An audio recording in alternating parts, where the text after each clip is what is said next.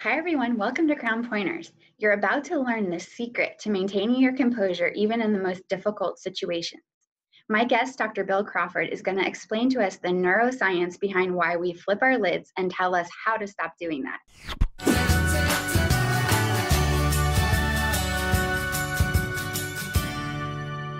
All of us have experiences where we totally flip our lids and have a nuclear meltdown. Why does that happen, and how do we make it stop? Yeah. And I think that can go everywhere from the nuclear meltdown to the annoyance and frustration sometimes of everyday life. So my system, Life from the Top of the Mind, kind of looks at how the brain processes information. And it talks about how this lower part of the brain, the limbic system and the brainstem, are kind of hypersensitive to anything it perceives as dangerous or negative. And so it releases certain chemicals, adrenaline, noradrenaline, and cortisol, that are really designed to keep us safe in a fight or flight situation. But the problem is we're generally not in a situation that we can either run away from or fight, and so we get stuck in that lower 20% of the brain. But the chemicals are what makes it so intense. That adrenaline, heart racing, and cortisol are really what makes the flip out or even just the mild annoyance seem like a problem, because we don't know what's going on. And when we don't know what's going on, we think that situation is causing it. And we try to change that. We can't do that. So that makes even more stressed, even more flipped out. So that lack of control, that powerlessness triggers more of those chemicals, and we get trapped down in that part of the brain. So what we've got to recognize is that, okay, the reason that I'm feeling frustrated or stressed or flipped out is because my middle brain, this limbic system, is misinterpreting something as dangerous. And what I've got to do is I got to shift to this upper 80% of the brain, which is called the neocortex, what I call the top of the mind, where I'm actually able to make more purposeful decisions, and I'm able to look at a situation more rationally, more purposefully, in a way I would recommend to someone I love, versus bound to this old reactive brain. So given that that is what happens in the brain, how do we overcome the biology that's going to force us into that tendency? Yeah. So we've got to have the neocortex, this upper 80% of the brain, actually regain control from the brainstem. The brainstem normally controls breathing and muscle tension. So that's why breathing is recommended everywhere. Mindfulness, stress management, yoga, meditation, is because it actually has the neocortex, this upper 80% of the brain, regaining control by taking over breathing, by breathing slowly and deeply and counting. I encourage people to either count to 5 on the inhale, 5 on the exhale, because there's only one part of the brain that can count, and that has this upper 80% of the brain regaining control.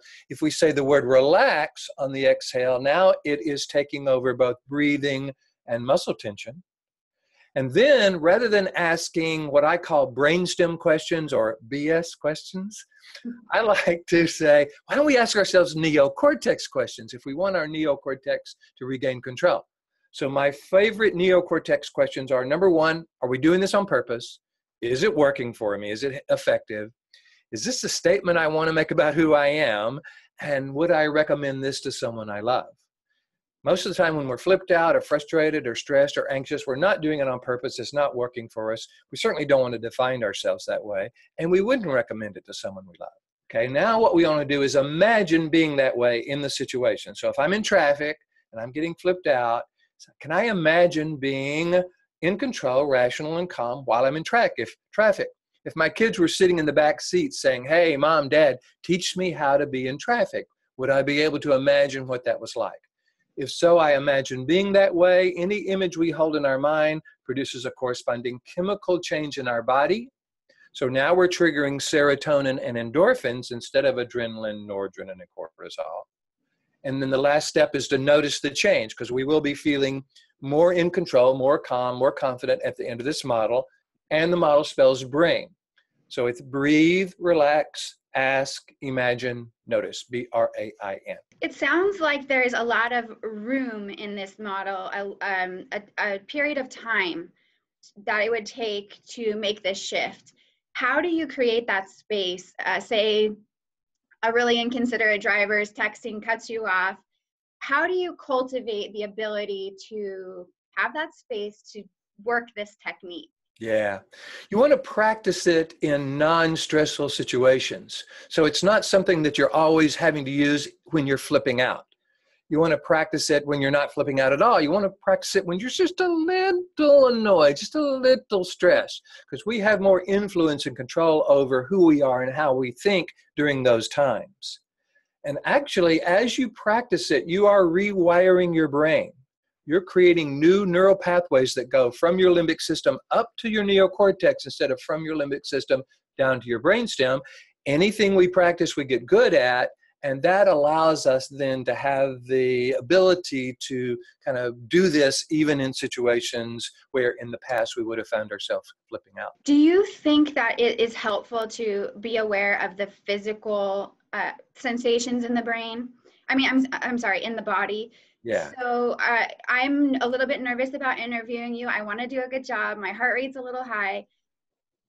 Is it helpful to be aware of that, or does that compound it? What do you No, think? if we can, there's a quote I use in my seminars that says, stress is a signal something needs to change. Suffering is when we don't make the change. So if we can take our heart rate, our, that butterfly, that kind of antsiness as a valuable signal that, hey, I may be triggering certain chemicals right now, then even before we go into a situation, we can do the brain model and kind of have the neocortex regain control. And again, the more you practice it, the better you get at it. Great. Thank you, Dr. Crawford.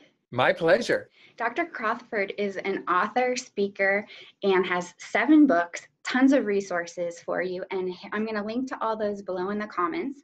While you're there, please go ahead and subscribe if you want to stay tuned for more pointers. And I'd love to hear from you about how you maintain your composure in difficult situations. Thanks, everybody.